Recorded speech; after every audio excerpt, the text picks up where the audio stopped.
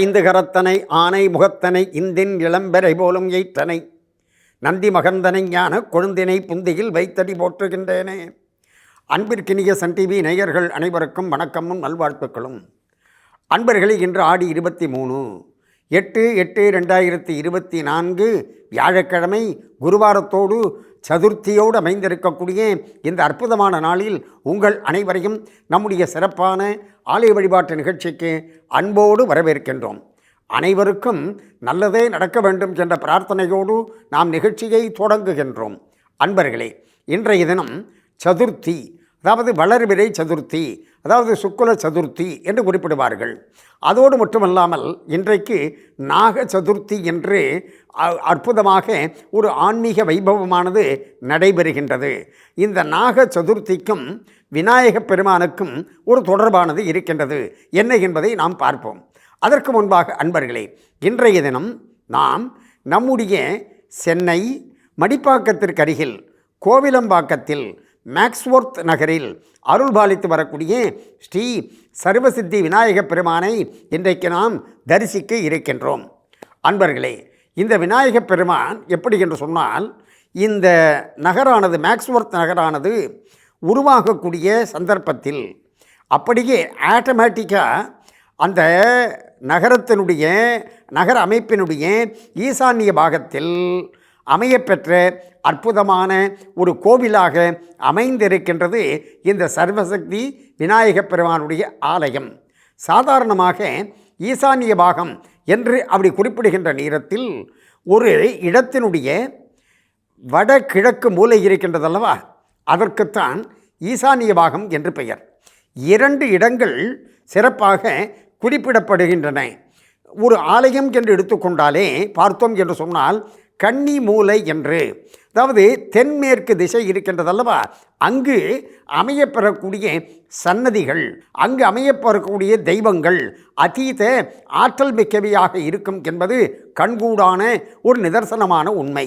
அதனால தான் பல ஆலயங்கள் எல்லாம் பார்த்திங்கன்னு சொன்னாக்க கன்னி மூல கணபதி என்று அந்த தென்மேற்கு மூலையில் விநாயகப் பெருமானை பிரதிஷ்டை செய்திருப்பார்கள். அதை போல ஒரு இடத்தினுடைய ஈசான்ய பாகம் என்பது, வடகிழக்கு பகுதி என்பதும் ஒரு அதீத சக்திமிக்க ஒரு சாநித்தியமிக்க இடமாக அமையும். அப்படிப்பட்ட இடத்தில் ஒரு சன்னதி அல்லது ஒரு கோவில் அமைந்தது என்று சொன்னால் ஆற்றல் மிக்கதாக இருக்கும் என்பது ஒரு மிகப்பெரிய ஆன்மீக உண்மை.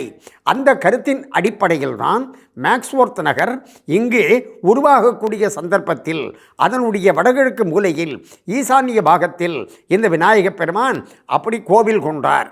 எனவே இந்த விநாயகப் பெருமான் அதீத சக்திமிக்க தெய்வமாக போற்றப்படுகின்றார். எனவே சர்வசித்தி விநாயகப் பெருமான் என்ற அற்புத திருநாமத்தை தாங்கி அருள்பாலித்து வருகின்றார். அதாவது சுக்குல சதுர்த்தி அடுத்த மாதம் பார்த்தீங்கன்னு சொன்னாக்க ஆவணி மாதம் அந்த வளர்பிறை சதுர்த்தி என்றுதான் விநாயகப் பெருமானுடைய சதுர்த்தி, விநாயக சதுர்த்தி விழாவானது கொண்டாடப்படுகின்றது அல்லவா. எனவே சுக்குல சதுர்த்தி என்பது விநாயகர் வழிபாட்டிற்கு ஒரு சிறப்பு வாய்ந்ததாக அமைந்திருக்கின்றது. அந்த வகையில் இன்றைய தினம் சிறப்பு. அதோடு மட்டுமல்லாமல் இன்றைக்கு நாக சதுர்த்தி என்று கொண்டாடப்படுகின்றது.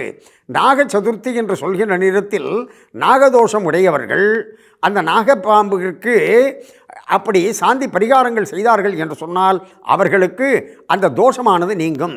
அதாவது ஆலயங்களில் பார்த்தீங்கன்னு சொன்னால் நாகங்கள் பிரதிஷ்டை செய்திருப்பார்கள். அந்த நாகங்களுக்கு பரிகாரங்கள் செய்து அப்படி பூஜைகள் செய்தார்கள் என்று சொன்னால் அவர்களுக்கு இருக்கக்கூடிய தோஷங்கள் நீங்கும் என்பது கண்கூடு.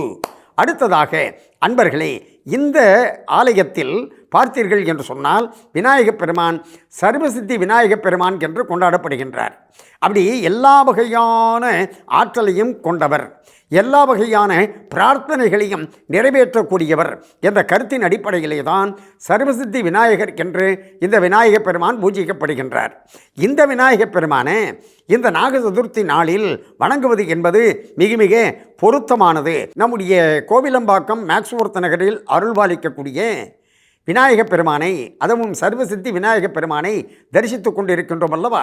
இந்த ஆலயத்தினுடைய பக்தர்களாக விளங்கக்கூடிய தியாகராஜன், பழனிவேல் உள்ளிட்டோர் குறிப்பிடுகின்ற பொழுது இந்த விநாயகப் பெருமானை சாதாரணமாக ஒரு அருகம்புல்லை கொண்டு வந்து சாத்தி வழிபாடு செய்தாலே அவர் அப்படியே அருளை வாரி வழங்குகின்றார் என்று குறிப்பிடுகின்றார்கள்.